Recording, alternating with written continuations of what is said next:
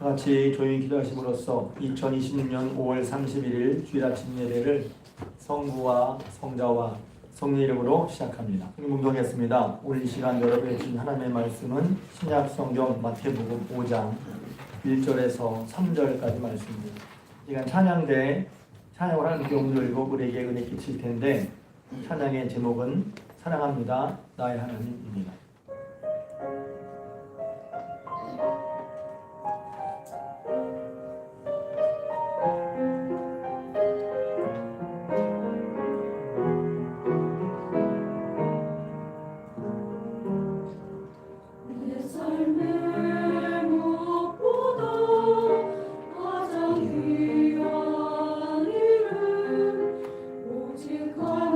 하나님만이 귀한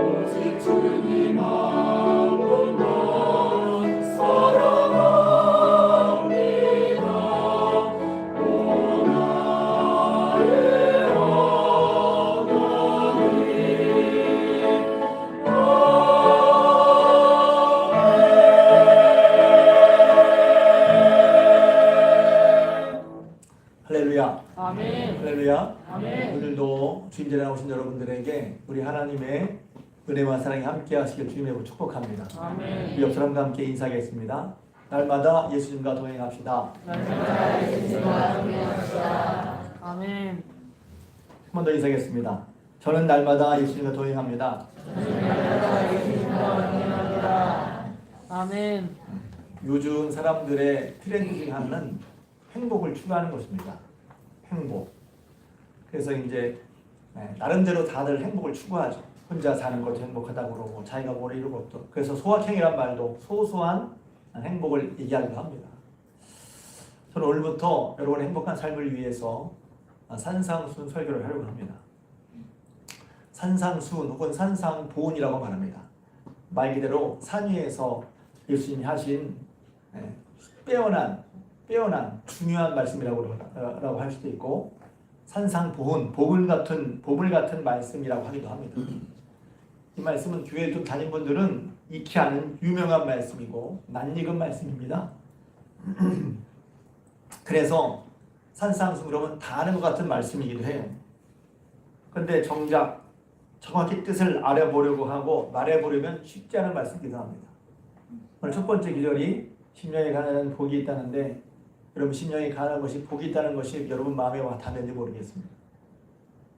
그런 거죠. 말해보려면 쉽지 않고 유명하긴 한데 그 말에 와닿지도 않고 알긴 알지만 낯익지만 정작 그 뜻이 내 것이 잘 되지 않는 그런 말씀이 산상순의 말씀이지 않을까 싶습니다. 또한 거기에는 행하기 어려운 말씀도 있어요. 그래서 전혀 내가 살아온 삶의 방식과는 맞지 않는 그런 말씀 때문에 어떤 건 마음에 부담이 되는 말씀도 있습니다. 그러니까 거기에 마음을 닫아요. 사실 은혜 받는 건 뭐냐면 여러분이 듣기 좋은 말씀만이 아니라 부담되는 말씀을 깨달을 때에도 은혜 받는 거예요. 제가 부담을 주는 사람이 되긴 싫어요, 저도. 그런데 지나고 보니 듣기 좋은 말씀도 필요하고 또 내가 듣기 싫지만 들어야 되는 말씀도 있단 말이죠. 지나고 보면 그 말씀이 되게 필요했단 말이에요. 지나고 보면 알게 돼. 이 산상수는 그래서 교회를 가지 않는 사람들도 예수 믿지 않는 사람들도 잘 알고 또 그들 나름대로 쓰기도 합니다. 원수를 사랑하라. 이 말이 도대체 어디서 나온 거예요? 산상순에서 나온 말씀이에요. 너를 핍박하는 자를 위해 기도하고 원수를 사랑하라. 그래서 이 원수를 사랑할 수가 있어요? 원수는 싸워서 이겨서 패배시켜야지. 오른뺨을 맞으면 왼뺨도 돌려달라. 이것도 산상수에 나오는 말씀이에요. 또 너희는 세상의 빛이라. 빛과 소금이라. 빛과 소금 얘기하죠. 산상수에 나온 말씀이에요. 그래서 영광 혹은 광영, 학교도 있고 교회도 있죠. 광영교회 있죠. 영광 여자 고등학교. 저 때는 영광 여상이었는데 있어요. 또 우리가 잘 아는 구하고 찾고 두드리라는 말씀도 산상순에 나오는 말씀이고 세상을 살아갈 때 염려하지 말라는 말씀도 산상순의 말씀입니다. 살면서 염려가 얼마나 많은지. 그래서 좀 빗대어 말한다면 어떤 철학자가 생각한다, 고론하는 존재한다 그랬는데 우리는 삶을 살다가 염려한다, 고론하는 존재한다.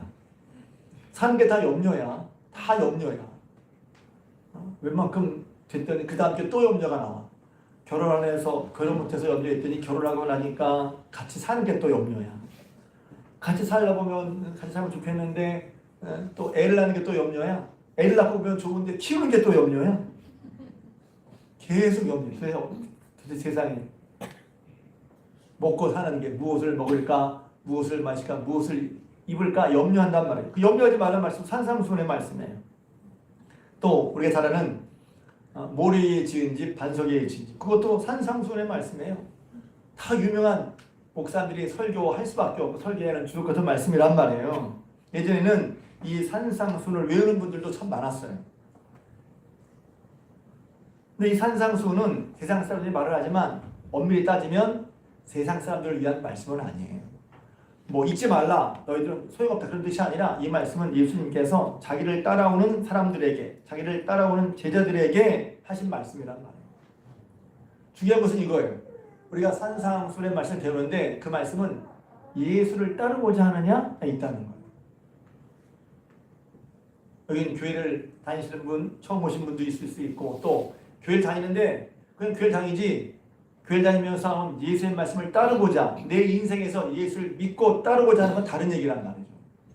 저는 교회 안에서도 예배드리는 분들 중에도 전도할 분이 있다고 생각해요. 왜? 예배는 드리는데 예수님을 따르진 않아. 예배 드리는데 예수의 말씀을 들으려고 하진 않아. 있죠. 저도 그런 적이 있었으니까. 교회 나왔어. 그런데 예수의 말씀을 정말 들으려고 하지 않아. 귀 기울이지 않아. 그러니까 제가 나중에 깨달았어요. 야, 듣는 게 복된 거구나. 귀 기울여 들으려고 하는 게 복된 자세예요. 응? 제가 나중에 알았어요.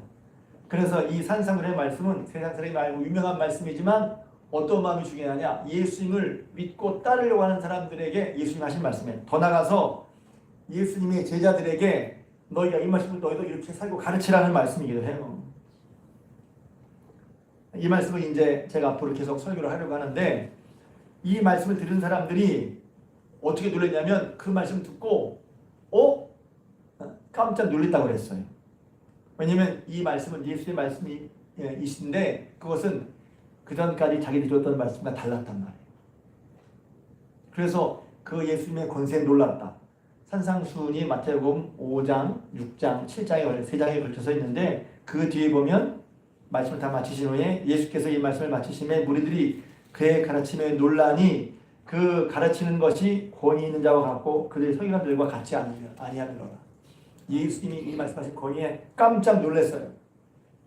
근데 왜 그럴 수밖에 없냐면 비밀을 알고 보면 예수님은 하늘로부터 오시는 분이거든요. 이 말씀이 중요한 거예요. 사람에게로 온 것이 아니라, 물론 예수님도 사람이죠. 그런데 하나님의 아들로서 오신 그 예수님이 세상 사는 얘기, 세상의 차원의 얘기가 아니라 하나님 차원의 얘기를 하신 거란 말이에요. 그래서 우리가 이 얘기를 귀담아 들을 필요가 있는 거예요. 그리고 이야기가 이 말씀이 사람의 말씀과는 달랐다. 그러니 이 말씀을 받는 우리는 얼마나 복되고, 이 말씀이 복되니 이 말씀을 듣고 살아가는 것이 행복이란 말이죠. 복된 고백. 여러분이 지금도 이제 복된 고백이라니까 산상순이 복된가? 하나님 말씀을 여러분 받을 준비가 되셨습니까? 성경에는 너희 보는 눈이 복되고 너희 듣는 귀가 복되다. 들으려고 보려고 할 뿐만 아니라 하나님의 은혜로 성령께서 여러분의 눈과 귀를 여셔서 듣고 보게 하시길 축복합니다. 첫 번째 기도에 보면 재밌는 말씀이 있어요. 5장 1절에 보면 예수께서 무리를 보시고 산에 올라가 앉으시니 제자리에 나온지라 입을 열어 가르쳐 이르시되 그랬어요. 여기서 이제 앉으시니라는 말과 입을 열어라는 말을 잠깐 설명을 하려고 그러는데, 그럼 목사님 가르칠 때 앉아서 가르치지 서서 가르칩니까? 또 얘기를 하려면 입을 열어야지 뭐 이따 말고 얘기합니까? 그럴 수 있거든요. 근데 여기서 앉으셔서 한다는 얘기는 당시에 유대 사회에서 랍비가, 보통 예수님도 어떤 사람을 랍비라고 선생님이라고 불렸으니까, 근데 유대인의 교육은 서로 말하고 토론하는, 이야기 대화하는 법이에요. 그런데 랍비는 아주 자유스럽게 자유분방하게 서서 왔다 갔다 하면서 이제 이야기했단 말이에요. 그러다가 이것은 중요하고 그래서 공식적으로 정식으로 그 교를 가르칠 때는 앉아서 가르쳤다고 해요. 그러니까 예수님께서 산상수훈의 말씀을 앉아서 말씀하셨다는 것은 이 말씀이, 산상수훈의 내용이 예수님의 가르침에 중심적이고 핵심적이고 가장 본질적이라는 뜻이에요. 앉으셔서 정식으로, 공식적으로, 오피셜하게. 그리고 그것은 중요한 얘기고 핵심적인 얘기라는 뜻입니다. 그러니까 우리가 산상수훈의 말씀이 이렇게 말해도 틀리잖아요. 예수님께서 하시려고 하고 예수님께서 만드셔야 했던 그런 삶의 모습이라고 해도 틀리지 않는 말씀. 그러니까 우리가 산상수훈을 그냥 중요한 얘기야 넣을 게 아니라, 또 그동안에 산상수훈의 말씀이 애매했고 잘 알긴 하지만 이게 정말 뭐야, 그리고 와닿지 않던 것들에 대해서 여러분이 이렇게 성경 말씀에 이렇게 하나하나 짚어가면서 보고 들으시길 주님의 이름으로 축복합니다. 또 입을 열어 말한다는 것은 당연히 말할 때 입을 열지 입을 다물고 말하니까 할 수도 있지만, 입을 열어 말씀하신다는 것은 엄숙하고 권위 있는 말을 할 때 입을 열어라는 표현을 하는 거예요. 그냥 말하지만 입을 열어한 말은 엄숙하게 그리고 진정을 다해서 허튼 말이나 농담이 아니라 자기의 모든 것을 걸고 진실하게 말할 때, 권위 있게 말할 때 입을 열어 말한다고 한단 말이에요. 그러니까 예수님의 산상수훈이 물론 다른 말씀도 중요하지만 예수님께서 산상수훈을 말씀하실 때 어떠한 태도와 어떠한 중심 또 어떠한 얼마만큼의 중심을 가지고 말씀하셨는지를 이 말씀으로 입을 열어 앉혀서 입을 열어 가르쳤다 하는 그 말씀에 있단 말이죠. 또 이제 산상순이라고 그러니까 우리는 야 예수님께서 5장, 6장, 7장을 한 번에 다 말씀하셨나 보다 그렇게 생각할 수 있잖아요. 물론 그럴 수 있죠. 근데 생각해 보세요. 제가 이 한 기절을 설명하는데도 1시간 걸리는데 이 산상순을 한 번에 다 말씀하셨을까? 그렇지는 않죠. 성경을 틀렸다고 하는 게 아니라 그러니까 예수님의 산상수훈은 여러 번 계속하신 설교들을 모아놨다고 보는 게 맞는 거예요. 왜냐하면 원어에 보면 말씀하셨다 하는 말이 우리 시대는 다르지만 여러 번 계속해서 반복적으로 규칙적으로 습관적으로 말씀하신 것을 말하는 거예요. 난 7시에 일어나. 그러면 하루만 7시에 일어나는 게 아니라 매일 7시만 되면 일어나는 거죠. 그런 것처럼 예수님께서 말씀하셨다는 것은 한 번, 이 산상수훈을 한 번 딱 말하고 산상수훈 끝! 이게 아니라 산상수훈의 말씀을 기회 있을 때마다 제자들에게 반복해서 말씀하셨다. 그리고 마태는 그런 말씀을 모아놓은 것으로 이렇게 생각하면 좋겠어요. 그 첫 번째가 오늘 말씀드리는 그러니까 시작이 중요하잖아요. 첫 번째가 중요하잖아요. 심령이 가난한 자는 복이 있나니 천국이 그들의 것이니요. 다시 한번 읽어볼까요? 따라하겠습니다. 같이 시작. 심령이 가난한 자는 복이 있나니 천국이 그들의 것이니요. 아멘. 그래서 우리는 딱 걸리는 게 있어요. 가난한 게 복인가? 딱 걸리죠. 우리가 보통 교회에서 보면 기도하는 것도 뭘 기도해요? 가난을 기도하는 사람은 없잖아요. 제가 새벽 기도 때 기도할 때 설교를 한 다음에 이렇게 말하곤 합니다. 여러분 나와서 여러분의 필요를 따라 기도하는 거 중요합니다. 그런데 성경에 말하는 바 중요한 건 기도하십니까? 저는 오늘 설교가 끝나면 여러분들이 이렇게 기도했으면 좋겠어요. 하나님 저의 심령에 가난하게 해주십시오. 그래서 천국을 소유하게 해주십시오. 중요한 건 기도하게 되어 있어요. 내가 중요한 여기는 기도하게 되어 있는데 우리는 이런 걸 잘하지 않고 요거 필요합니다. 요거 해결해 주세요. 요거 잘 되게 해주세요. 이런 기도가 필요 없다는 게 아니에요. 그런데 그런 기도가 정말 중요할까요? 그보다 더 중요한 기도가 있단 말이죠. 성경에 말하는 바 심령에 가난한 자는 복이 있나니 천국이 그들의 것이니요. 그런데 이 말씀을 원문으로 읽어보면 이건 감탄문이에요. 그러니까 오 가난한 자들의 심령이 가난한 자들의 복이요. 그래서 그것을 설명하다 보니까 거기에 동사도 넣고 써서 심령에 가난한 자는 복이 있나니 그랬지만 원래 본문에는 오 심령이 가난한 자들의 복이요 이렇게 되어 있단 말이에요. 그러니까 심령이 가난하면 그 다음에 복을 받을 거야 이런 식의 얘기가 아니라 심령이 가난한 자는 이미 복되다고 하는 거예요. 앞으로 복을 받을 것이다. 미래의 어떤 얘기가 아니라 심령이 가난한 자는 지금 복된 사람이라는 것을 분명하고 확실하게 선포하고 말하는 거예요. 그러니까 전 이해가 안 돼요. 뭐가 복이지? 그러니까 이때 이제 한번 생각해 보는 거예요. 왜 성경 말씀이 복이라고 하는 것을 우리는 복이라고 여기지 못하고 있지? 그럼 내가 생각하는 복이 다르기 때문에 그런 거예요. 우리가 생각하는 복은 뭐예요? 말 안 해도 알아요. 건강한 거, 돈 잘 버는 거, 뜻대로 탁탁 이루어지는 거, 불행하지 않고 염려 없이 살아가는 거, 그걸 복이라고 생각하잖아요. 그러니까 심령이 복되도다 심령이 가난한 사람이요 이렇게 말하면 선도 와닿지가 않는단 말이에요. 그러니 예수의 말씀에 귀를 기울 필요가 있는 거예요. 그게 진짜야? 그게 왜 복이야? 하는 것입니다. 그래서 복 있다는 말도 원어로 보면 그래서 이제 복이 있다는 말 복이 있다 그러면 우리는 야, 자손들이 잘 되고 집도 잘 사고 요새 주식도 잘 터지고 그리고 하는 일마다 다 잘 되고 그런 걸 복이라고 생각하잖아요. 여러분이 예수님을 따른다면 여러분이 생각하는 복과 예수님이 생각하는 복도 한번 생각해 봐야 돼요.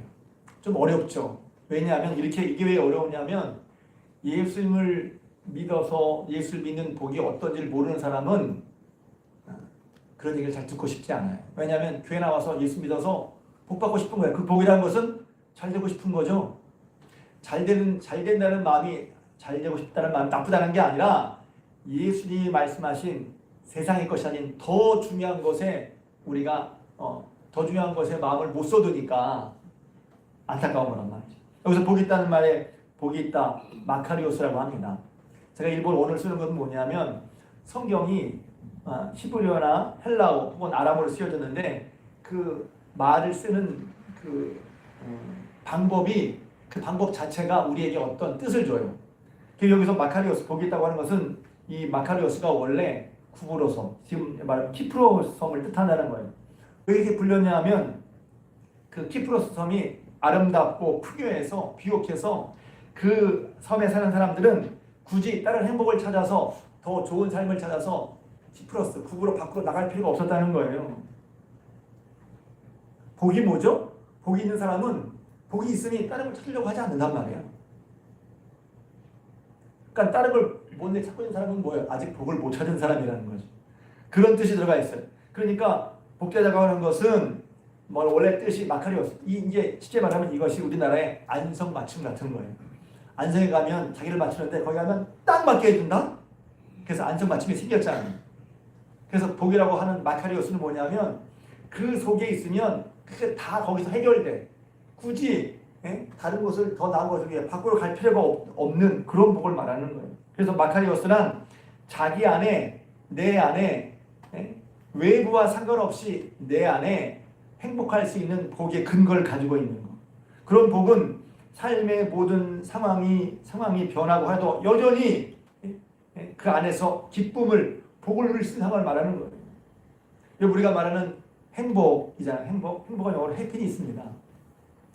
그래서 내가 오늘 행복이라고 얘기했는데, 근데 이 행복, 해피니스라는 말의 원래 원어원이 해픈이에요. 해픈. 영어로 쓰는 게 해픈은 뭐냐면 우연히 발생한다는 거예요. 행복은 우연이야.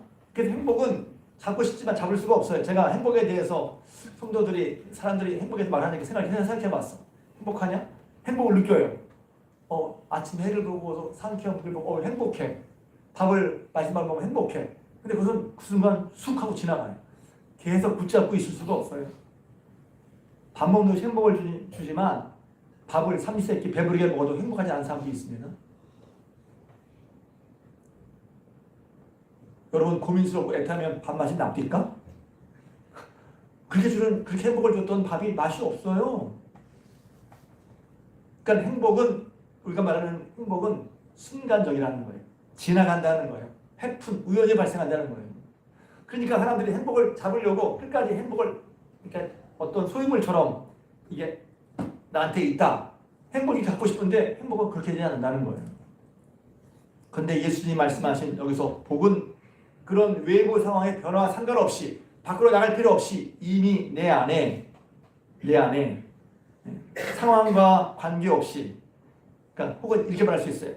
세상의 즐거움은 쉽게 얻을 수 있지만 또 쉽게 잃을 수 있는데 그것이 변하면 잊어버려지는, 사라지는, 상실되는 그런 복이 아니라는 거예요. 건강을 잃었을 때나 계획이 실패로 돌아갔을 때, 큰 꿈을 품고 소원을 품었는데 그게 다 허사가 되었을 때, 혹은 사소한 날씨 때문에, 오늘 날씨 때문에 기분이 나빠. 그냥 오늘 날씨 때문에 괜히 기분이 나빠. 그런 사람이 있죠. 괜히 기분 나쁘고 괜히 기분 좋아. 그렇게 상황이나 여건에 따라 변화는 그런 기쁨이나 복이 아니라 예수님이 말씀하신, 예수님을 믿고 따르는 자가 얻는 복들은 깊고 조용한 기쁨, 아무도 빼앗을 수 없고 주변의 상황이 영향을 주지 않는 그런 기쁨, 그런 것이 복이라고 하는 말씀입니다. 어떤 게 정말 복이겠어요? 한번 곰곰이 생각해 보세요. 저는 이런 말씀할 때마다 저 스스로도 그렇고 삶이 바쁘지만 이럴 때는 곰곰이 자리 안에 한번 생각을 해봐야 돼. 내가 정말 행복하고 싶은데 내가 정말 추구하는 복은 내게 복을 주나? 남들이 다 따라하니까 저렇게 하면 행복할 줄 알고 따라가다 보면 정말 복을 주나? 우리가 예수님 믿으니까, 예수님이 구원해 줄 걸 아직 못 믿는 분들 계시니까 예수님 믿으니까 예수님의 말씀에 귀를 기울여서 예수님께서 우리가 말씀하신 거는 이 복을 알고 받고 누리시기를 축복합니다. 아멘. 심령에 가난 자에게 복이 있다는 말씀 그런 뜻이에요. 누구에도 빼앗기지 않는 상황과 여건이 변하더라도 내 안에 기쁨이 있는 그런 복을 말씀하신 예수님이시니 그런 복을 누리시기를 주님으로 축복합니다. 아멘. 그런데 그 전에 물어보시겠어요? 이런 기쁨과 복을 누리고 싶습니까? 아멘. 심령이 가난하다는 얘기를 좀 설명을 해야 돼요. 심령이 가난한 자는 복이 있다는 게 뭘까요? 가난도 보면 가난하다는 게 두 가지 가난이 의미가 있을 수 있어요. 하나는 내가 좀 돈이 부족해. 그래서 생계를 유지하기 위해서 일하는 사람이. 우리 다 대부분 다 그렇죠. 좀 부자는 뭐예요? 일하지 않아도 먹고 살 수 있는 사람. 그런 분이 우리 계신가 모르겠어요. 요새 제 주변에 주식 일하는 사람이 그렇게 많아요. 주식 얘기를 다. 뭐 200%가 뛰었다. 뭐. 저는 주식을 하지 않지만 보거든요. 요새는 3전 닉스라고 하더라고요. 3전 닉스. 그래서 그렇구나. 그만큼 많이 얘기해야죠.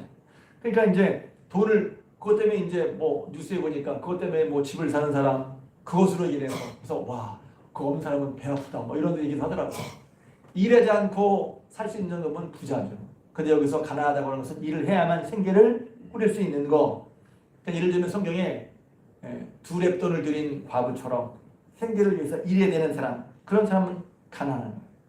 근데 또 한 가지 의미는 말입니다. 극빈한 거예요. 이런 원어로 푸토코스라고 하는데 원래 뜻이 움츠러 들어있는 거, 굽실거리는 거, 무릎을 꿇지 않으면 안 되는 그런 궁핍을 말하는 거예요. 그러니까 절대 극빈이라고 할 수 있어요. 이것은 히브리에 보면 사람이 살아온 역사 속에서 그 가난이라는 것이 얘기가 돼요. 가난한 것은 영향력이나 권력으로부터 도움을 받지 못해 특권을 가지지 못해요. 그러니까 사람들에게 억압을 당하고 어려움을 당합니다. 그래서 이 땅의 것은 이 땅에 자기가 힘을 누리고 쓸 수 있는 것은 아무것도 없는 사람. 그래서 이 땅의 것은 아무것도 없으니 하나님께만 전적으로 의지할 수밖에 없는 사람. 그래서 히브리어로 가난이라는 것은 비천하고 무력한 사람이기 때문에 하나님만을 전적으로 의지하는 사람을 말하는 거예요. 가난 자체는 복이 아니죠. 그러나 가난했기 때문에 어렵기 때문에 하나님을 전적으로 의지하는 사람. 그래서 심령의 가난 자의 뜻은 이것입니다. 심령의 가난 자는 복이 있나이라는 뜻은 자신의 절대적인 무능력을 알고 전적으로 하나님만 의지하는 사람. 그런 사람이 복이 있다는 거예요. 자신에게 없음을 알고 자신으로 안 되는 것을 알고 그래서 하나님만 의지하는 거예요. 왜 하나님을 믿죠? 하나님 믿으면 뭐 좋고 그 정도가 아니에요. 하나님 없이는 안 되는 거예요. 예수님 없이는 안 되는 거예요. 종교적으로 우리가 죄를 내 힘으로 해결할 수 없어. 뿐만 아니라 하나님 없이는 내가 살 수 없다고 하는 것을 깨달은 사람이란 말이에요. 심령이 가난하다는 건 하나님 없이는 안 되는군요. 내 절대적인 무능, 내 절대적인 무지, 이것을 깨달을 때 우리는 이 사람은 안 되는구나 했을 때, 나로서는 안 되는구나 했을 때 그걸 끝나는 게 아니라 그렇기 때문에 하나님을 찾을 수밖에 없는, 찾아야만 하는. 근데 이런 상황이 조금 애달픈 상황 같지만 사실은 복되다는 거예요. 어떤 사람이 복 있는 사람입니까? 자신의 무능력, 죄에 대한 무능력, 내 마음과 삶을 내 마음대로 할 수 없는 무능력을 깨닫고 하나님만을 절대적으로 온전히 의지하려고 하고 하나님만을 붙잡으려고 하는 사람, 그런 사람이 복이 있다는 거예요. 아멘. 그럼 그렇게 할 때 어떤 일이 벌어지는지 아십니까? 말하면 그렇다면 그런 사람은 첫 번째 이런 일이 벌어집니다. 그런 사람은 세상 것들과는 점점 끊어지고 하나님만을 찾게 됩니다. 왜? 세상 것 가지고 세상의 생복을 하려고 했고 세상 것을 했지만 그게 안 된단 말이에요. 그걸로 안 된다는 걸 알았어. 그러니까 하나님을 점점 더 찾게 되고 결국 세상과 점점 더 세상과 멀어지게 돼. 세상과 분리하게 돼. 세상 속에 살지만 세상을 추구하지 않습니다. 세상 속에 살아가고 있지만 세상을 따르지 않아요. 왜? 세상 것으로는 누리지 못하고 세상 것을 안 된다는 걸 알기 때문에 하나님만을 찾고 의지하게 됩니다. 세상 것과 분리하게 됩니다. 왜냐하면 무엇이든지 세상 것들에 대한 참된 행복과 평안을 가져오지 못하는 것을 알게 되기 때문에. 이 말씀들을 어떤 분은 이렇게 딱 극단적으로 그러면 직장도 다니지 말고 돈도 벌지 말란 말인가요? 아니요. 직장을 다니고 살아야죠. 그렇지만 이것이 나의 모든 것이라고 생각해서 안 된다는 거예요. 돈을 버세요. 좋은 학교도 가세요.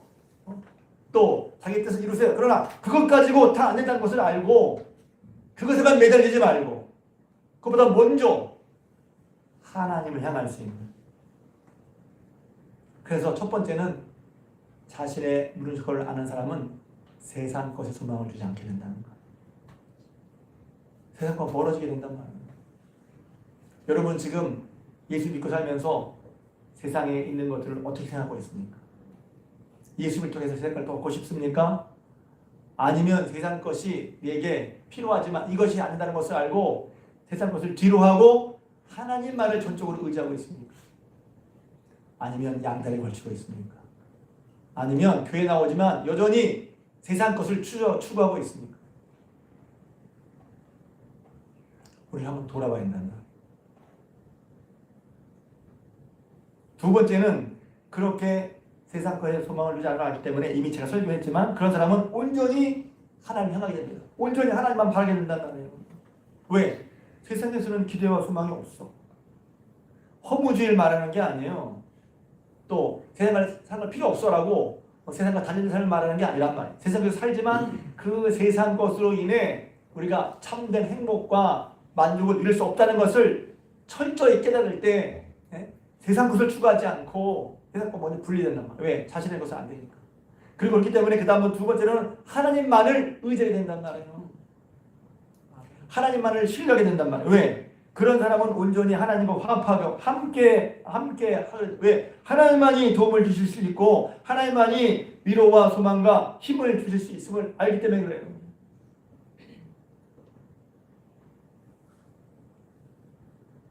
그런 사람이 복이 있어요. 그런 사람은 어떻게 되죠? 세 번째로 그런 사람은 자연적으로 하나님을 신뢰하고 하나님의 말씀을 따르게 되죠. 왜? 하나님이 달려있단 말이야. 하나님밖에는 없어. 그게 심령이 가난한 사람. 다른 말로 하면 겸손한 사람입니다. 심령이 가난한 상태.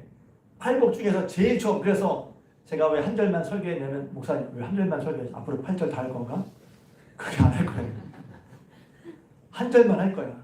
근데 이 한 절이 왜 중요하냐면 이것이 시작이야. 왜? 하나님 앞에 심령이 가난한 상태, 곧 겸손이 맨 앞에 있는 이유는 뭐냐면 겸손이 모든 은총이 기본이기 때문에 그래요. 하나님 저는 없습니다. 도와주십시오. 이렇게 하면 주실 텐데 하나님께 구하지를 않거든요.